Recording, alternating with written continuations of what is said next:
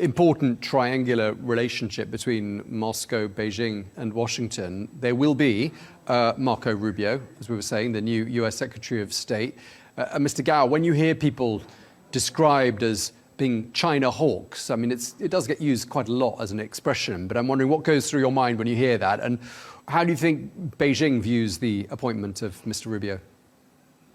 First of all, personally, I would like to congratulate Secretary of State Rubio upon his confirmation by the Senate. Secondly, I wish him all the good luck and best wishes in promoting peace and maximizing the benefits for the American people as well as people in the world. Now, third point from my side is I hope he will visit China personally as quickly as possible because he has never been to China. He doesn't know China from his experience. He needs to see China, hear about China, listen to China, and taste China, and really understand better what China is in order to come up with real advices for President Trump as to how China-US relations need to be structured and promoted. Suffice it to say, between China and the United States, whether Rubio is the Secretary of State today or otherwise, for example, there is this inevitability of peace between our two countries. Why? Because war is not and should not be an option. War between China and the United States will not be a conventional war. It will be a nuclear war. It will be Armageddon for mankind. All of us need to do our best to urge both China and the United States from going in that direction of a war. China does not want to have a war with the United States. China wants to have peace with the United States. Only those extreme hostile elements in the US government who may want to have a war with China. So if we rule out war, then what we have is the inevitability of peace. I want to talk to former Senator and now Secretary of State Rubio. Listen to me. There is inevitability of peace between China and the United States, and you need to promote that inevitability of peace between our two countries to make both China and the United States great nations in the world, together with all the other about 200 nations in the world. That's the highway. Rather than, for example, accusing China for nothing and try to knock down China, which is a mission impossible. No one can knock down China without consequences. And I truly believe in this inevitability of peace between China and the United States.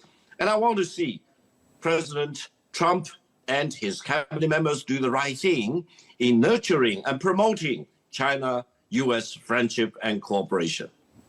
I just want to ask you, Mr. Gao, about another possible source of tension between China and the United States.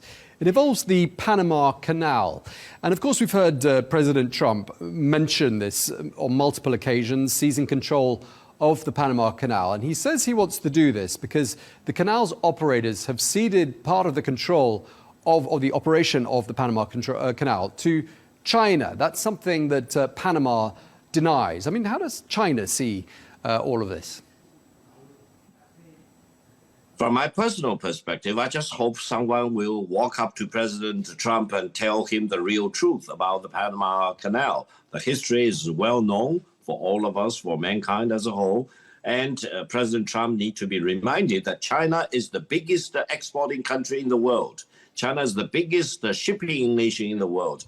If you look at any other ports in the world, China probably is the #1 shipper.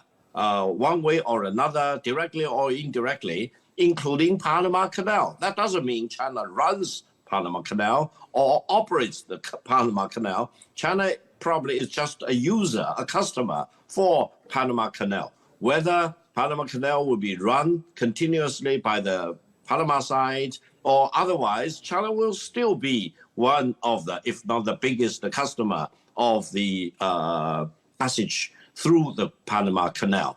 China does not own Panama Canal, does not run Panama Canal, does not dictate terms to the Panama Canal. It's a simple fact that China is just a customer. And I hope President Trump will realize that if you look at the 10 largest container ports in the world, 7 of the 10 are located in China. So does that mean that US wants to control the container ports in China? 7 of the 10 largest container ports? No, be reasonable. Let's promote trade. Let's promote peaceful use of the Panama Canal rather than using the century, 100-year-old doctrine of seizing that port in order to use it. That's probably out of fashion, and I hope the United States will abide by the international law under President Trump, as well as going forward. Ambassador Pickering, I know it's not exactly your area of expertise, and it's unfair perhaps to spring questions about the Panama Canal on you, given that we've invited you to talk about Russian affairs. But do you think there is a bit of a misunderstanding in Washington about, what to do next with regards to the Panama Canal? Well, I did serve as ambassador to El Salvador in a time of war and crisis, so I have some interest in and some relationship to the area. I was quite astonished the Panama Canal came up in the last month or two.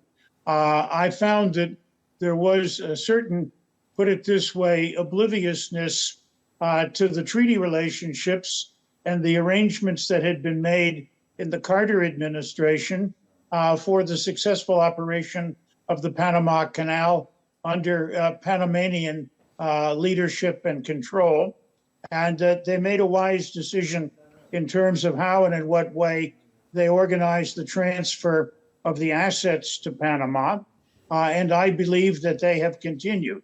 There is concern in the United States, as you might suspect, over the fact that one or a number of the ports at the one end of the canal, specifically the Atlantic end, may be under the administration of a Chinese-owned firm, and some feeling of doubt and uncertainty there. So far, I've seen no evidence other than the replaying, if I could put it that way, of the suspicions, some of which comes out of the tensions that have developed between the United States and China. I believe unnecessarily, but I believe now is the time, as I hope and believe Mr. Gao has made clear, that we should be talking more intensively with each other, speaking about a wide range of problems. I see that the call that President Trump-elect made to President Xi touched on Taiwan, fentanyl, and tariffs. Those are not subjects that necessarily are easy, but it is important to communicate, and it's very important to listen, and it's very important to derive from that thoughts and ideas about how and in what way issues that are contentious can be discussed in the direction of finding answers to those. I had the onerous duty of going to Beijing to explain how and in what way we made the colossal mistake of bombing their embassy in Belgrade years ago. The conversations took place. They were not easy, but at the end of the day, the US and China agreed that we would each settle claims of a monetary character over the damage that was done to our diplomatic buildings in China and to China's diplomatic buildings in Belgrade, and hopefully not repeat the question. So I believe we have records in the past of how and in what way we can use diplomacy to resolve problems. And I say once again, we do not have useful records of success in using force to deal with issues and threats to use force in Canada, in Greenland, in the Panama Canal, and elsewhere, in my view, and maybe I should say here, with the greatest respect against Taiwan, are things that we should try to avoid, just as we are certainly trying to avoid any support of the United States for declarations of independence by Taiwan. The U.S. is clearly very much still bound in the Shanghai Communique and the important arrangements that were put in place there.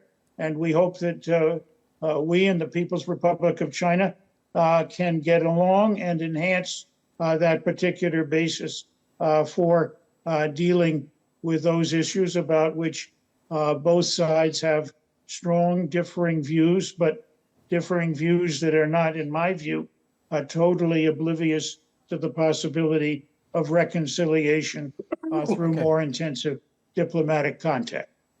Okay, let me just turn finally to Victor Gao, give you a chance to respond to some of those topics, notably on the issue of Taiwan, which was mentioned there by Ambassador Pickering. I mean, do you see any major developments during the course of these next 4 years of the Trump administration with regards to next steps or how things unfold on the island of Taiwan? First of all, let me convey my greetings and respect to Ambassador Pickering. I believe Ambassador Pickering is highly regarded by the Chinese diplomatic community here in Beijing. Secondly, the exact legal status of Taiwan is very clear. It's carved in stone.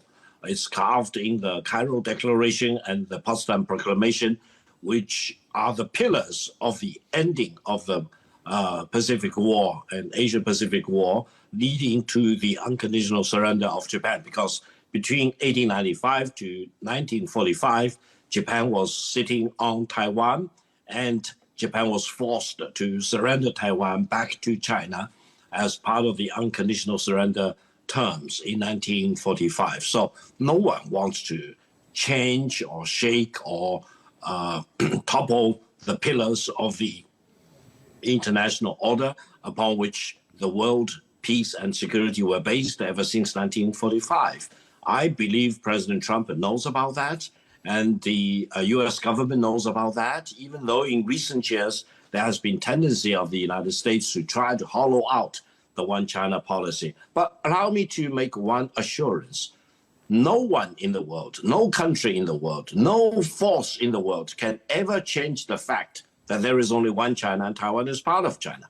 If anyone indulges in the fantasy that he or she can really change Taiwan into a separate, independent country away from China, that's wishful thinking. That's really unrealizable. It's a mission dead before it is given birth.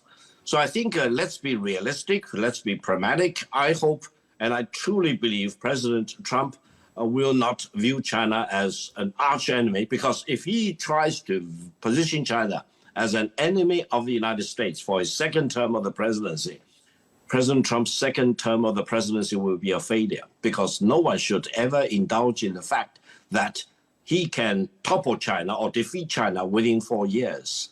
Therefore, I hope President Trump will deal with China as a friend, as a partner, as some country which have tremendous amount of resources to help lowering the inflation pressure in the United States and creating maximum pressure, maximum benefits for the people in the United States, and enable China and the United States to get along with each other, respecting each other, including in dealing with Taiwan.